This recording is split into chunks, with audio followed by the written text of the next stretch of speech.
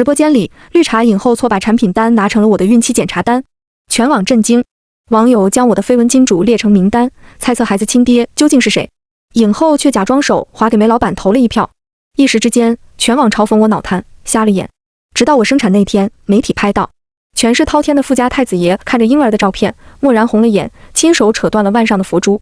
我和顶流影后一起参加一档直播带货活动，木兰依是全网公认的国民影后，我能和她同在一个直播间里，网友们都说我走大运。哇，同台好戏！他们两人不都在富家太子妃的候选名单里吗？木兰依名牌大学毕业，和太子爷又是青梅竹马，一直都很被富家看好。木生除了那张脸以外，还有哪里可以跟木兰依相提并论吗？笑死人了！直播刚开始，网友弹幕满天飞。自从有媒体晒出了富家给太子爷准备的相亲名单后，我和木兰依就成了对照组。木兰依是富家资助的养女，从小就跟傅南琛是青梅竹马，她肯定是在名单第一，而我凭借着长相被粉丝投票成了太子妃第二人选。这也导致有我在的地方必须会有木兰依，当然我只是个陪衬。可我没想到经纪人让我参加的直播活动，木兰依也在。她像是没看见直播间弹幕似的，礼貌地和我打招呼：生生，好久不见，最近好吗？我看你都瘦了呢。她热情的要命，根本不管别人死活。可我们根本不熟，据我所知，和她唯一一次见面还是在某次活动上，她跟在傅南琛的身后，视线从未离开过她，恐怕她都不知道我和她见过面。好久不见，木前辈。简单打了招呼后，主持人开始说起了他们的品牌，一切都井然有序。直到中途，我端起水杯喝了口水，这时木兰依恰巧把产品单递给了我。木生，这是你那份。谢。我一个谢字都还没说出口，看到产品单的刹那间，呼吸一滞，浑身血液瞬间凝固。怎么可能？这根本就不是什么产品单，而是我放在包里的孕检单。我反应飞快，伸手就要将纸抽走，可根本来不及。镜头的速度更快，刚好扫了过来，露出的那一页完美暴露在了大屏幕上。全场震惊，因为上面明确标明了检查单主人的名字。刚刚镜头扫过的那瞬间，我大脑一片空白，只能在心里不断祈祷网友没看见。可下一秒，主持人的惊呼声打破了我心中最后的幻想。木生，那是你的孕期检查单吗？你怀孕了呀？这下全网彻底沸腾。WOC， 我还以为我看错了，她都怀孕2月了，竟然真是啊！木生怀了谁的孩子？总不能是太子爷傅南琛的吧？楼上的做什么大梦啊？就木生这女人，一个戏子，她也配见太子爷？不等我解释，木兰依立马笑着附和出声：生生，你竟然怀孕要做妈妈了，好羡慕你啊！年纪这么小就怀孕了，以后肯定能恢复得很好。我确实是怀孕了没错，这是昨天去完医院后，我工作太忙，随手放在包里的检查单。可为什么会偏偏出现在直播间里？我还没想清楚它究竟是怎么出现的。这时，主持人望着木兰依的目光却瞬间一亮：兰依，你就别羡慕别人了，我看你也好事将近了吧？我估计你和太子爷很快就可以订婚了。闻言，木兰依羞红了脸，垂眸浅笑。男人至死都是少年，他还想多玩几年呢。不过我都会陪着他，我可不像生生这么好福气，孩子都有了。木兰依瞬间又把话题转到我的身上，她眼里闪烁着异常兴奋的光芒。对了，生生，你给孩子起名字了吗？姓什么？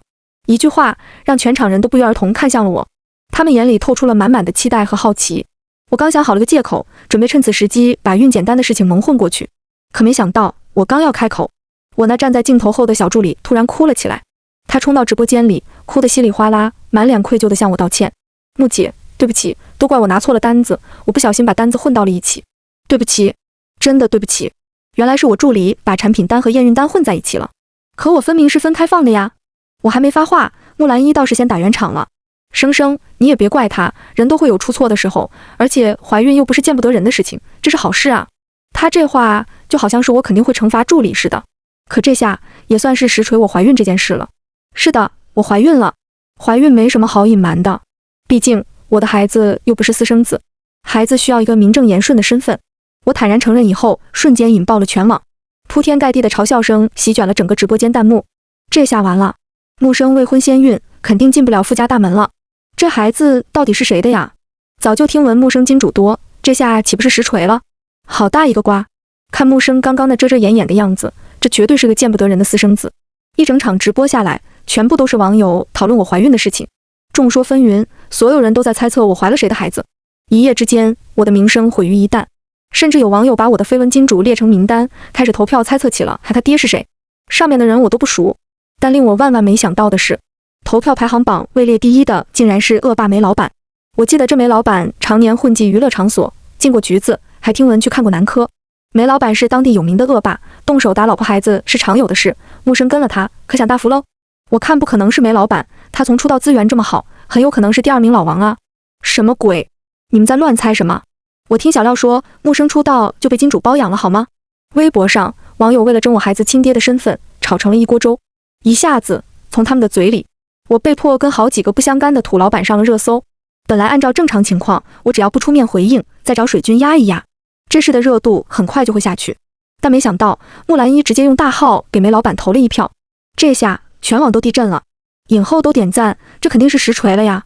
据我所知，梅老板有3个孩子，还有个老婆，他根本没离婚啊。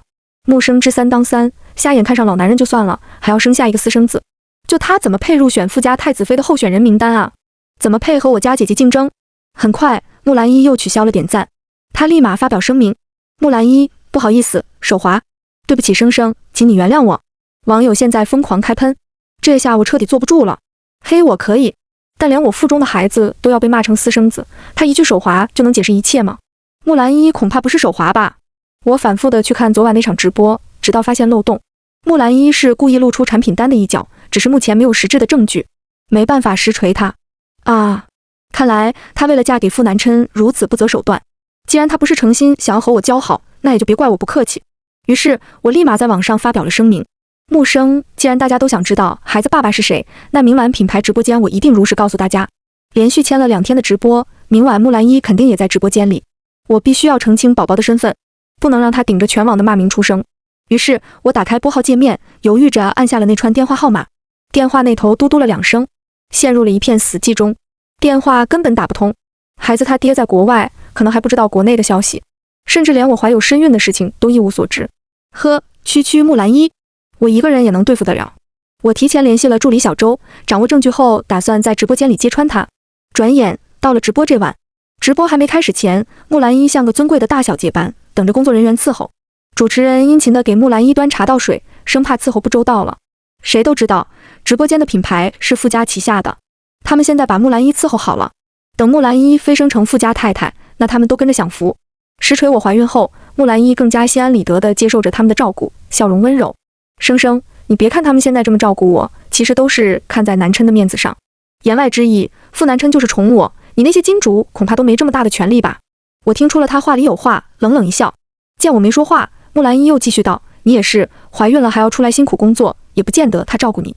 哎，你太难了，我真心疼你。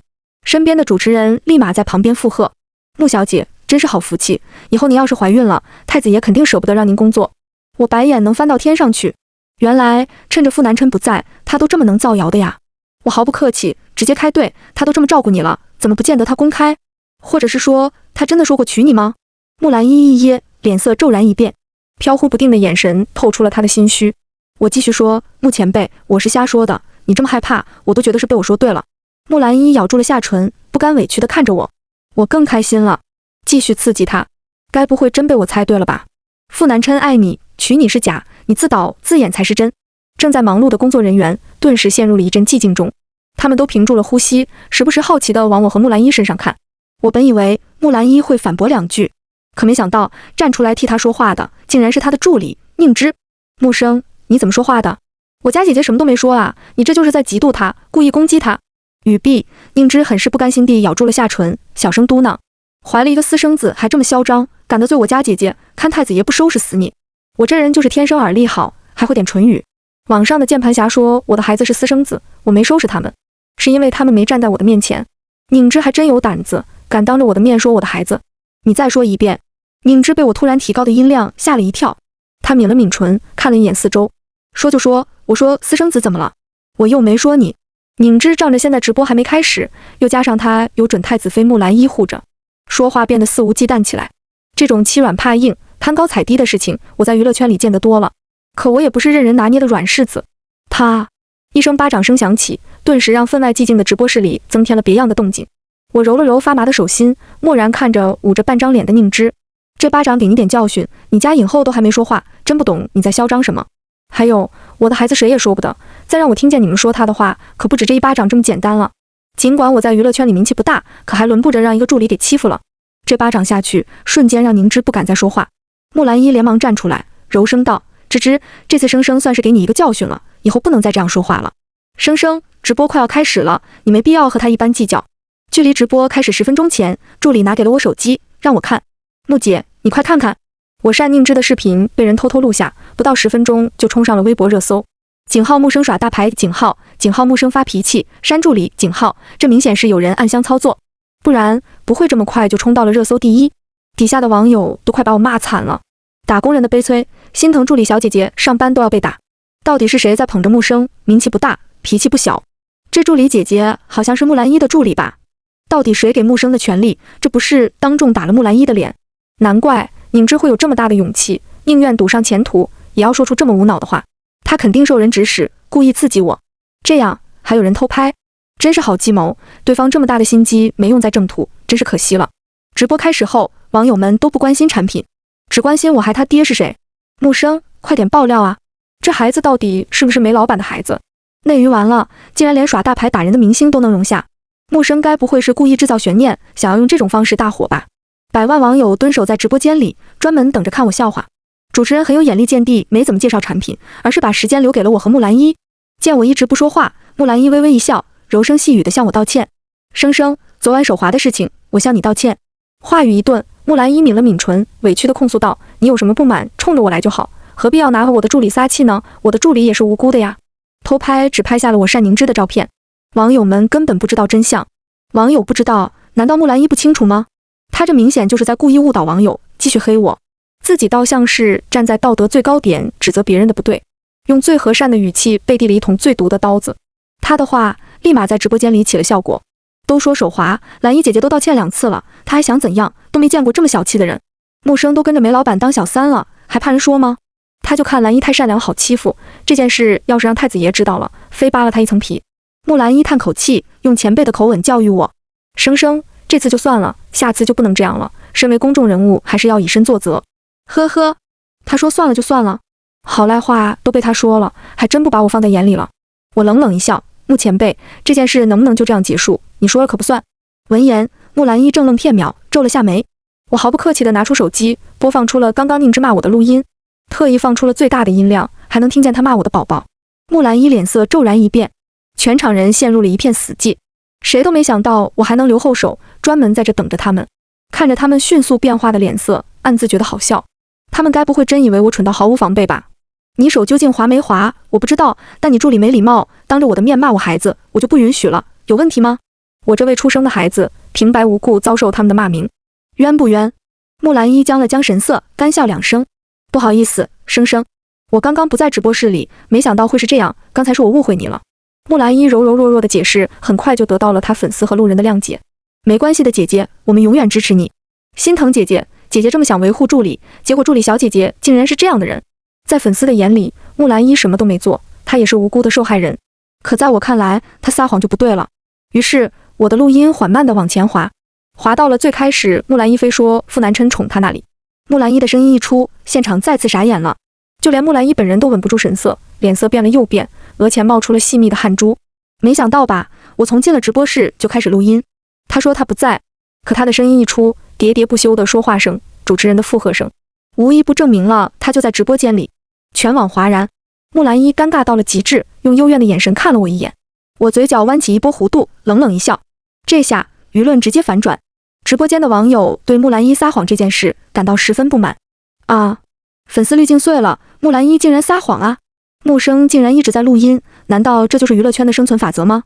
木兰一可能太急了才会撒谎吧，而且你们难道就不撒谎吗？自己都做不到的事情，凭什么要让别人遵守规则？直播室的气氛尴尬到了极致，主持人眼珠子一转，控场能力又回来了。宝宝们，谜底还是留在后面揭晓吧，我们继续推出新产品，这样多没意思呢。既然我答应了大家要在今晚给你们惊喜，就不会食言。我头一次打断主持人说话，主持人很识趣地站在一边。昨晚我的助理小周不小心拿了孕检单，夜里内疚的睡不着。他主动向我坦言说这件事他被人陷害了，不如让他跟大家说说他究竟被谁害了。小周站在镜头后面指控起了木兰一，是穆小姐，是她让我这么做的。顿时现场一片哗然，主持人都稳不住神色，张大了嘴巴。谁都没想到小周竟然会这么敢说。木兰依疼得变了脸色，她惨白着脸，握紧了双手。我受到穆小姐的蛊惑，她让我这么做，而且她还威胁我，要是我不做的话，就没必要在这个圈子里混下去。小周的爆料让舆论彻底反转。木兰依抿了抿唇，冰冷地看了我一眼，目光落在镜头前。证据呢？小周是你的助理，为你洗白是他分内的事情，要是没有证据的话，就不要污蔑别人。我看了一眼小周，小周面露难色，摇了摇头。他根本就没有留下证据，现在还没办法实锤木兰依。见到小周摇头，木兰依神情明显一松。生生，你现在是在故意转移话题，往我身上引战吗？没想到还是这样的人。舆论再次反转，网友们更加愤怒。不是木兰依这样说，我还真没看出来木生是在故意转移话题。就是啊，木生心机太重了吧，不想承认孩子爹就算了，还要这样。他干嘛要这样污蔑木兰依？真是有大病。我正要亮出最后一张底牌，可突然一个人闯进了直播间里，他不顾工作人员的阻拦，大摇大摆走过来。你们干什么？为什么要拦着我？你们知道我是谁吗？我是木生的老公，他肚子里的孩子就是老子的种。当梅老板出现在直播间镜头的那瞬间，全网都惊呆了。我千算万算，根本没算到梅老板会来。梅老板眯着小眼，神情极其激动，短粗的脖颈上戴着大金链子，挺着大肚腩，朝着我摇摇晃晃地走过来。生生，老子来接你回家了。说着，梅老板不顾直播镜头，直接张开双臂抱过来。眼看着他即将抱过来的那瞬间，我巧妙地躲开了他。梅老板扑了个空，顿时不悦地瞪着眼。生生，你什么意思？你不打算认老子了吗？你别忘你肚子里还怀着老子的孩子。瞬间，网友们都激动起来。哈哈，亲爹都来了，木生还在扭捏什么？他该不会是怕正主打吧？这梅老板来的也太及时了吧？他有点不太尊重木生，木生都没让他来直播间，他就闯进来了。笑死了，一个被包养的小三，你和他提尊重？见我一直不说话，梅老板收敛了神色，板着脸，瞪着眼。木生，你该不会嫌弃老子了吧？你可别忘了，你现在怀着老子的孩子，当初还趴在老子的床上求资源，非要让我介绍点资本大佬呢。梅老板口无遮拦，什么都说。我冷笑一声，对于这种不要脸、到处认重的畜生，没必要跟他讲道理。我毫不犹豫，直接反手一巴掌扇了过去。清脆的巴掌声响起，我使出了全身的力气，直接快把梅老板的嘴给抽歪了。全场的人都瞪大了眼，难以置信地看看眼前的一幕。这巴掌让网友跟着活跃起来。木生不要命啦，他连梅老板都敢打，他知道梅老板手中握着多少资源吗？梅老板虽然土了点，但确实是有实力的大佬。木生这次算是完了。突然就好喜欢木生，他好霸气。我是不是疯了？梅老板皱紧了眉，神情极其愤怒。木生，你这个不要脸的女人，你竟然敢打我！你知道老子是谁吗？从今往后，你在娱乐圈的所有资源都断了。就算是你跪下来求老子，老子都不会有半分的动容。面对梅老板的威胁，我无动于衷，甚至对他的不自量力感到好笑。梅老板真是好大的本事，敢让我跪下来求人的，你是第一位。梅老板被我的嘲讽一噎，他脸色大变，他扬起了胳膊，就要一巴掌扇过来。就在千钧一发间，全部人都等着看我笑话。等他的巴掌还没落下，就被一道凌厉的声音给喊住了。住手！迎面走来的女人，眉眼清冷精致，眼神冷若冰霜，漠然地扫视着梅老板。当众人看到他的出现，瞬间呼吸一滞，他们纷纷露出惊讶的神色，面面相觑。我弯了弯唇角，冷笑：一群狗眼看人低的家伙。大小姐，父亲。木兰依的声音混杂在他们的当中，最为震惊的还是梅老板。看到父亲出来，刚才嚣张的气焰顿时消失全无。梅老板立马赔上了笑脸：傅大小姐，你怎么来了？梅老板怕的不是父亲，是怕傅家的势力，也怕傅南琛会针对。毕竟她可是傅南琛的亲妹妹。最殷勤的还是木兰依，她连忙走过去，伸手握住父亲的手指：晴晴，你怎么来这里了？伯母身体还好吗？南琛现在人在国外还没回来，我可以替他回去照顾伯母。父亲慢悠悠地抽回了手指：你替他？他轻笑：哥哥是个有手有脚的大活人，那还用得着你替？父亲的话让木兰依尴尬万分。梅老板，你说孩子是你的，等孩子出来做亲子鉴定。再说了，你们让木生说话了吗？孩子的亲妈都没说话，你们倒是先断定了。怎么你们夜里睡木生床底下吗？父亲面无表情，平等地对了所有人，连躲在屏幕外的网友都不例外，全部都被他攻击到。网友们陷入了一阵沉思。刚才非说孩子是梅老板的人呢，父亲现在站出来是在帮木生澄清吗？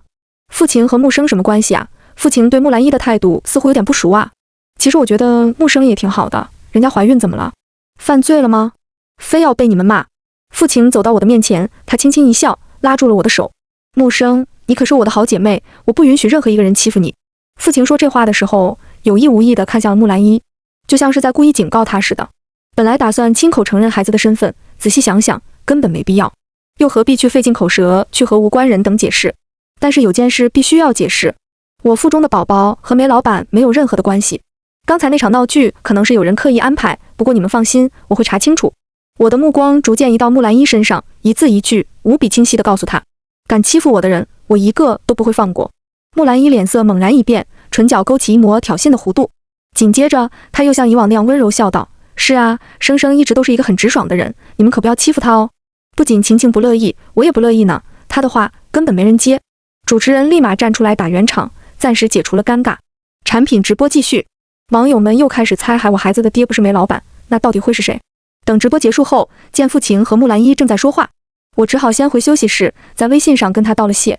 这次要不是父亲及时出现，梅老板不会轻易放过我。休息室里歇了没一会，就听见了扣扣的敲门声。打开门的那瞬间，我整个人正愣在原地良久。他回来了。傅南琛一身黑色大衣，浑身散发出清冷金贵的气势，眉眼温柔淡然，唇角勾起一抹极浅的弧度。道歉，生生，我来迟了。望着他眼中难以掩饰的疲惫，神色有些歉疚。一个有洁癖的人，现在却显得有点狼狈。傅南琛在我面前向来都是温柔克制，偶尔也会失态，但他从不允许自己会有一丁点的不干净。可现在的他，发丝有些凌乱，衬衣上多了褶皱，风尘仆仆。恐怕他是听到消息，连夜从国外赶回来的吧。想到此，我忍不住主动抱住了他。傅南琛先是僵了一瞬，很快搂住了我的腰。他有力的胳膊逐渐收紧，把我收拢在他的怀里。本来想给你个惊喜，但我没想到竟然会闹出这么一通。从他的怀里退出来，仰头凝望他的神色，见到他嘴角勾出的弧度，眉眼间闪烁着温柔的笑意。木生，闹成这样，宝宝也是一个来之不易的惊喜。傅南琛温热的手掌落在我的腹部，他轻轻拂过，指尖有些发颤，似乎有点不敢触碰。我其实是有点怪你的，你没接电话，以为你还不知道国内的情况。应该的。说完，傅南琛把我收拢在怀里，他捏住了我的下颚，缓慢地俯下身，温柔地吻向了我的唇。他的吻技日渐成熟，恨不得把人吞进腹中。我有点承受不住他的吻，整个人瘫软在他的怀里，双手搭在他的双肩上。在飞机上手机关机了。木生，这里有录像吗？我被他吻得有点不清醒的脑子，一句话就被点醒了。光顾着他，险些忘记了休息室的走廊里就有摄像的呀。果然，恋爱能使人犯蠢。你怎么现在才提醒我？这下完了。我和傅南琛谈恋爱的事情，从没让别人知道过，连家里人都不知道。我喜欢这种隐秘又刺激的爱情，只属于我们两个的爱情。可没想到，当晚我又上了热搜了。关于我的词条都快霸屏整个热搜榜了。井号木生恋爱脑，井号木生穷鬼老公，井号木生公然在走廊里接吻，井号。果然，我和傅南琛在走廊里的一幕被人截屏了下来。监控录像下的傅南琛根本看不清是他，只有一个背影，甚至至今都没人怀疑过他是傅南琛。木生眼光不行啊，虽然梅老板不是，但是找了小白脸吃软饭不太好吧？前有王宝钏挖野菜，后有木生恋爱脑，这男的有点像傅南琛，你们能看清他手腕上价值千万的名表吗？这时候网上的评论全部都是在劝我别恋爱脑，可惜他们还是没看清究竟是谁。就算是有人猜测是傅南琛，也很快被淹没在了水军的评论中。真没想到，堂堂傅家太子爷也有风评被害的一天。很快，傅家发布了一条喜讯：傅南琛回国结婚这件事冲爆了热搜。井号傅南琛结婚，井号傅南琛老婆的井号。当这条婚讯发出时，更没人相信我孩子他爹会是傅南琛了。大多数的网友都去木兰一的微博底下评论，全部都祝贺起了木兰一马上要成为傅南琛的太太。木兰一也没否认过，心安理得地接受着大家的追捧，好似真把自己当成傅家人了。直到有狗仔开始爆料，某娱乐人太子爷娶的是 M 女士，听说两人青梅竹马，太子爷暗恋多年，终于如愿抱得美人归。M 女士让网友们立马想到了木兰一，毕竟这是木兰一姓氏首字母。这下好了，全网都沸腾了，许多网友纷纷在木兰一的微博底下留言：恭喜姐姐要和太子爷结婚了，被暗恋多年是一件很幸福的事情吧，简直是神仙爱情。只有我家姐姐配得上太子爷，木生还在恋爱脑为了一个穷鬼生孩子，我家姐姐都快做豪门太太了。我以为这件事木兰一不会声张，可没想到她还在微博上回复了网友的评论。木兰一，谢谢大家的支持和喜欢，很高兴能接受这么多人的祝福。她既没有承认，也没否认，可这种晦暗不明的说法，在外人看来如同默认。网友们更加起劲，恨不得扒出更多木兰一和傅南琛的物料。同时也有网友开始在我的微博底下疯狂嘲讽我，哈哈哈，咱就是说恋爱脑没好下场，摊不上太子爷就算了，还攀了一个穷鬼。当木兰一坐上豪门太太的时候，木生还在家带娃喂奶。可是你们真的觉得木生的对象是穷鬼吗？木生这么聪明的人，怎么可能让自己受委屈？作为对照组的我，又再次成为众人群嘲的对象。与此同时，父亲向我发来了生日会的邀请函，后天就是他的生日会。父亲，哥哥的婚事先安排在后面，天大地大都没我过生日大，你一定要到场啊！生日会这天，我发现父亲压根没邀请几个人，地点是在傅家，除了傅家人，也只有他的一些朋友。直到木兰一的出现吸引了我的注意，木兰一先是热络地跟每个人打招呼，而后走到了我的面前，他满脸惊讶地看着我，木生，你怎么会在这里？在外人看来，我和傅家的交集不深。木兰一见到我很惊讶，也不意外，我是父亲的朋友。木兰一若有所思地点头。客厅里就我和木兰一两个人，其他人都在外面。你到现在就不用装了吧，木小姐，你为什么要这么针对我？这里没有其他人，他根本就没装下去的必要。木兰一轻笑出声，眼中闪过一抹狠毒，冰冷的目光落在我身上。木生，其实不我想针对你的，你只是在那份名单里而已，我想要的只有傅南琛。那份名单就是傅南琛妻子候选人的名单。难怪从一开始木兰一就要爆出我怀孕的事情，他想要毁掉我的名声，让我一败涂地。可惜他错了，直到现在我才发现我针对错人了。从一开始他的对象就不是你，而是孟家的大小姐。傅南琛为什么会娶她呢？原来木兰一已经调查出来了，和傅南琛结婚的人是孟家大小姐。事情逐渐变得有趣了。木兰一不甘心地握紧了拳头，眼底泛着浓烈的恨意。木生，你怀了穷鬼的孩子，根本不懂我的感情。话语一顿，木兰一又摇摇头。算了，我根本不需要你懂，毕竟你也没尝试过做真正有钱人的滋味。我弯了弯唇角，平静地凝望着木兰一倨傲的模样。木兰一，你在说什么呀？生生就是孟家大小姐。匆匆走过来的父亲极其不悦地瞪了他一眼，随即父亲站在我的身边，握住了我的手。这句话瞬间让木兰一僵在原地，他脸色猛然一变，浑身都跟着震了震。他张大了眼眸，不确定地看着我。这不可能啊，她怎么会是孟家大小姐？父亲蹙了蹙眉，再次提醒他，木生不仅是孟家大小姐，还是哥哥的未婚妻，而且刚刚你的一言一行都被现场直播了。说完，父亲轻轻打了一个响指，躲在外面和客厅角落里的记者全部都出来了，他们一个个举着摄像，拿着手机现场直播。木兰一脸色惨白，颤抖着唇瓣，极其恐慌。木生，你故意陷害我！木兰一第一时间把责任推卸到我的身上，我也是一脸茫然，根本没想到父亲生日会上会请来各大媒体现场直播。木生，是你故意安排记者，故意炸我的话，对不对？你为什么要这么对我？你的心机真深啊！你这么对我，对你有什么好处？你不会以为这样你就嫁给傅南琛了吧？别忘了，你怀了别人的孩子，绝对不可能嫁给傅南琛。木兰一再也稳不住身为影后的仪态，她着急地给自己洗白，又怕我嫁给傅南琛，只能一遍遍利用孩子制衡我。孩子是我的。低沉醇厚的声音从楼上传来，顿时所有人都跟着看向了楼上。站在楼上的傅南琛就像是不食人间烟火的贵公子，睥睨着众人。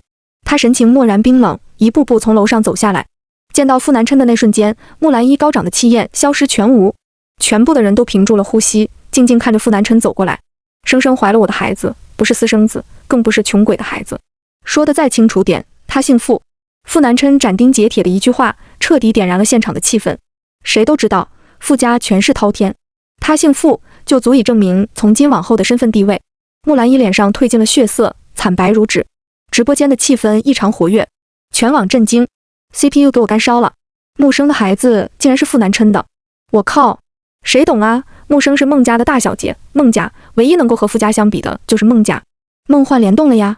我都不敢想，这孩子出生以后说，我妈妈叫木生，我爸爸叫傅南琛，难怪我木姐能在娱乐圈里横着走，我要是她，我都能飞了。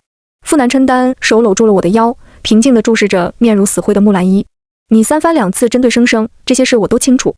傅家教养你多年，把你教育成这样，是傅家最失败的案例。闻言，木兰一的眼泪悄然滚落，她木讷地看着傅南琛，难以置信。我不信，你从没和我说过你喜欢木生，而且他怎么可能是孟家的孩子？事到如今，也没什么好隐瞒的了。我是孟云生，木生是我的艺名。木兰一瞳孔猛然一缩，哆嗦着唇瓣，始终都说不出话。直播间的网友都纷纷开始讨论：孟云生啊，孟家之女，孟氏继承人，也是年纪最小的女首富。她在国外特别有名，好几个国家级的大师都要仰仗着她。原来木生就是孟云生，终究是太子爷高攀了，这节可牛逼了。木兰依本能的不相信，她频频摇头，不可能，你怎么会是孟云生？我冷笑一声，木兰依不过就是傅家的养女，哪怕她现在成了国民影后，也摘不掉养女的身份。既然都开直播了，那么新账旧账就一起算吧。梅老板刚好在傅家做客，不如让他亲自给大家解释为什么在直播间里发疯。从直播结束后，我就让傅南琛找到梅老板了解事情的来龙去脉。梅老板一出现，记者立马给他一个特写。木兰依，老子真是被你害惨了。梅老板拉着张脸，眼神就像是能吃人一样。木兰依，你和我说好了，等毁了木生你就给我拉合作，可你怎么不告诉我他是孟云生啊？梅老板气愤得两眼通红，直捶胸口。他喊来了记者，手指指向了木兰依，我要当着大家的面揭发木兰依。是他指使我到直播间，要我认下小太子爷。说完，梅老板流下了懊悔的眼泪，他扑通一下跪在了我的面前。大小姐，我错了，我要是知道是您，打死我都不敢认啊，我算什么东西？梅老板手底下的产业都和孟氏有关，只要我动手就能让他弹尽粮绝，变成穷光蛋。他现在跪下来求我，是把我视为财神爷。直播间的网友全都炸了，木兰依竟然这么坏，我呸！就他还是国民影后呢。木生助理那件事也是他干的，他还死不承认。那次木生动手打助理，肯定也是木兰依干的，不然怎么会这妖巧就被人拍到？真坏呀！难怪傅南琛看不上他，还自以为当富太太，真千金才是富太太，他给人家提鞋都不配。一时间，木兰依彻底沦落成了千古罪人，遭受到网友们无尽的谩骂。不过，他为了上位不择手段，如今也是自作自受。趁着傅晴生日会，傅南琛当众宣布，从此往后，木兰依再也不是傅家养女，和傅家毫无关系。木兰依眼泪控制不住的往下流，无论她怎么求傅南琛，她自始至终都无动于衷，心意已决。少了傅家的庇佑，木兰依风评变差，逐渐在娱乐圈没了资源，宛如路人。昔日的影后一手毁了自己的事业，这也是她频繁耍心机的下场吧。事后我才听到父亲偷偷告诉我，哥哥本来打算趁着我的生日会给你一个惊喜，公开你们的关系，向你求婚，但没想到木兰依竟然会这么不识趣，难怪会请来这么多媒体，原来都是傅南琛的安排。嫂子，我都没听你说过你和哥哥的事情。我眨了眨眼睛，笑着回答，他先喜欢我的，喜欢挺久的吧。我和傅南琛从小就认识，那时候木兰依还没来傅家，我小时候没朋友，就缠着傅南琛，让他陪我玩，每天哥哥的喊着，恨不得天天黏在他的身上。后来父母把产业重心放到了国外，我和傅南琛面临着长大后10年的分别，再次相遇是在国外的大学里。经过了解后，我才知道傅南琛是为了我出国去国外上大学。起初我不再像小时候那样缠着他，反而是他主动缠上来了，再加上父母格外喜欢他，这一来二去，我就跟他逐渐产生了感情。我正和父亲讲得起兴，傅南琛突然站在背后喊我生生，我被吓了一跳。父亲偷笑2声，很识趣地离开。傅南琛把我圈到怀里，他的下颚放在我的肩头，眸子凝视着我，又在说我坏话。没有啊，难道不是你先暗恋我的吗？傅南琛轻抿唇瓣，思考半秒，很是认真地点头。从国内追到国外，再从国外追到国内，暗恋好长，路程很远的。我忍不住笑出了声。可你现在得偿所愿了呀，不仅得偿所愿，还有了我们共同的宝宝。怀孕的这段日子，我发现我是一点苦一点罪都没遭受到，反而是傅南琛越来越焦虑。临近生产前，他整晚都睡不着觉，上网去查生产风险，造成了现在的产前恐慌。我想我一辈子都不会忘记我进产房前的傅南琛，他紧握住我的手，眸子微微泛红，手指颤抖得厉害，一遍遍地安慰我，生生，这辈子我们只要这一个孩子，你一定要平安。我疼得厉害，没回应他，他却把他常年戴在手腕上的佛珠戴在了我的手腕上。生生，戴上它，一定会保佑你平安。进了产房，我听到的最后一句话是他告诉医生，不管有任何风险都先保大人，我只要生生。傅南琛查了太多的失败案例，恐慌何其严重，直到我平安生下一子，傅南琛才彻底放松。这一世，我已经拥有普通人无法拥有的一切，我只希望用我的一切都守护我爱的人和爱我的人。